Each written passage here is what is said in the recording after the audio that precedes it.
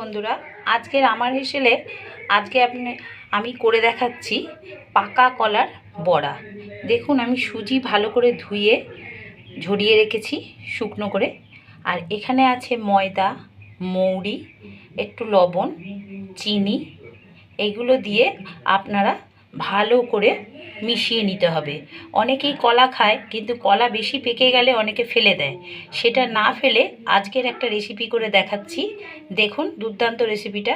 যে ভালো লাগলে আমাকে জানাবেন কমেন্টের মাধ্যমে, আর বাড়িতে করে দেখবেন।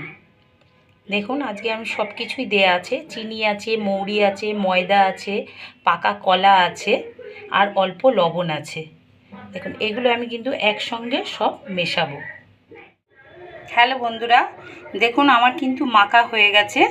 এবার এই মাখাটা দেখুন কত সুন্দর করে আমার মাখা হয়েছে। মাখার মধ্যে কিন্তু জল দেবেন না, জল দিলে কিন্তু একদম বাজে হয়ে যাবে। এবারে দেখুন, আমি আস্তে আস্তে করে এটা ওঠাবো। দেখুন, এই তেল, সাদা তেল দিয়ে রেখেছি। এবার আস্তে আস্তে করে আমি বড়াগুলো ছাড়ছি।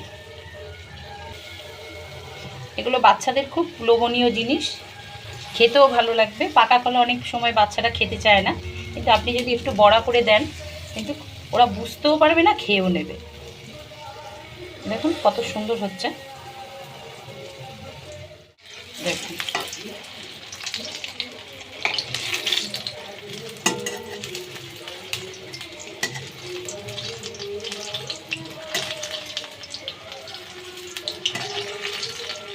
বড়াগুলো কত সুন্দর হয়েছে। যেভাবে তালের বড়া করে সেইভাবে আপনি কলার বড়াও করতে পারেন। যে কেমন হয়েছে আর আমাকে জানাবেন কমেন্টের মাধ্যমে। ধন্যবাদ।